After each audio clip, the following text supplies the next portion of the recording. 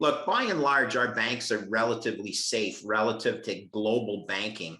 But what most people don't understand is how risky global banking is, or banking as an industry is.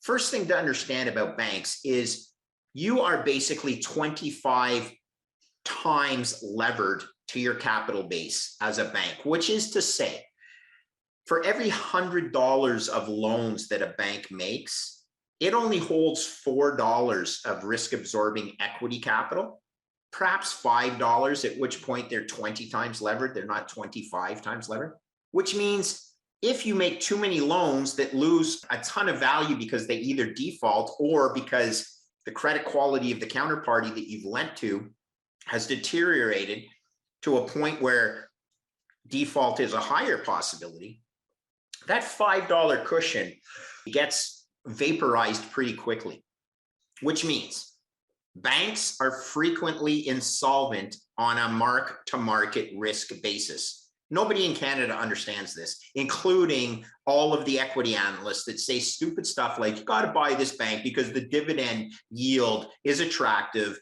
and it's a safe bank. There's no such thing as a safe bank. What is safe is the fact that the bank is so large that the government would never let it fail. So there's a de facto backstop. And here's the interesting project. So I graduated, I came to work at the head office of the Royal Bank. I was working directly for the chief financial officer. And one of the projects, my first projects that I was working on, was the Latin American debt exposure of the Royal Bank of Canada.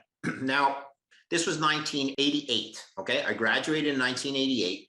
And my first project within a couple of months was working for the CFO, examining what to do with our Mexican exposure. Now, I know it doesn't sound like big numbers now, but trust me, at the time, they were huge numbers. Royal Bank had $1 billion of exposure to Mexico that had gone bankrupt. They also had about $1 billion of exposure to Brazil, which was also bankrupt. And in total, the exposure to what's called lesser developed countries, or LDC countries, was $4 billion, okay? Again, doesn't sound like a lot of money in today's foolish trillions of dollars are thrown around, but $4 billion was a big amount of money, and I'm going to prove to you why. The average trading price of the LDC debt was about 25 cents on the dollar because they had stopped paying their interest and people wanted off that risk, and a buyer who would purchase the bonds for a specific price, or the loans, was only paying 25% of the claim. Meaning, you want to sell it to me, I might be able to get 40 cents back for it, but my bid is only 25 cents, or 25% of notional. Therefore, the Royal Bank had $4 billion, and the average trading price is 25 cents on the dollar. They need to write off 75% of $4 billion, or $3 billion, right? Mm-hmm. Makes sense. Yeah. If they were to market to a trading value. Well, I go and I look at the book value of equity, and lo and behold, the book value of equity, meaning the risk absorbing capital of the Royal Bank of Canada, was less than $3 billion. I'm like, holy crap. This is incredible. Royal Bank is insolvent. Now, this is 1988, and I'm going to finish the story by saying the situation at Royal Bank wasn't different from any other multinational bank, including all the money center banks in New York City. They were all insolvent, and that is why there was a Treasury Secretary, Nicholas Brady, in the late 1980s, had to come up with what's called the Brady Plan. And the Brady Plan was to solve the Latin American debt crisis, not just for Royal Bank of Canada, obviously for the money center banks in New York, for global banks in Europe, for the Canadian banks that owned Latin American debt that had defaulted. And this was a generic solution for all the banks. And all they did was, it was a quite ingenious solution, but it was financial gimmickry. It was accounting gimmickry. They changed the term of the loan from a 5-year loan into a 30-year loan. And they changed they made the principal amount backed by zero coupon treasuries, which would accrete in value from a price of about, to make the math work and not confuse you guys, 25 cents on the dollar over a period of 30 years, that zero coupon treasury note would accrete to 100 cents on the dollar, right? That's how treasury at zero coupon treasury bonds work. And wash your hands of it. No need to market the bank's book. Over 30 years, it will be skated on side.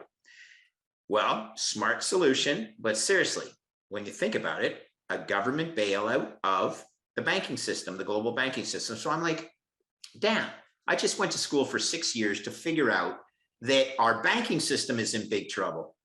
And it's always going to be in big trouble when there are financial crises, because again, there's so much leverage in the banking system. So I, in my trading career, have lived through 5 or 4 successive financial crises. I won't go into them until you tell us we should. But the point being, in 1988, I realized that the fiat is the Ponzi, and I didn't have the solution. And I didn't turn into a gold bug. I just said, and this reverberates in my head. When I went to the CFO, and he's a great guy, I said, Emil, we have a problem. He goes, I know, don't tell anybody. And from that day, I'm thinking, what in God's name is really going on here? How are we pulling the wool over people's eyes so successfully and successively? And what it all comes down to is it's true. The Canadian banks are too big to fail, but I promise you, they were also bankrupt in 1999, which was long-term capital management. They were also bankrupt in the great financial crisis of 2009, even though they weren't as bankrupt or insolvent as badly as the Lehman Brothers and the US guys were. But credit and contagion in credit can make mark-to-market values on loans change a lot more than just 5% of the value of that loan. And again, that's all the bank holds, is 5% of the value of that loan. That doesn't mean all the loans go bankrupt, and luckily they don't. But the truth is, if you were a trader and you had to mark-to-market your bank loan portfolio on a daily basis, the book value of equity of the Royal Bank and all the other Canadian banks would be vaporized on a regular basis. Hence, you need a solution to this fiat Ponzi.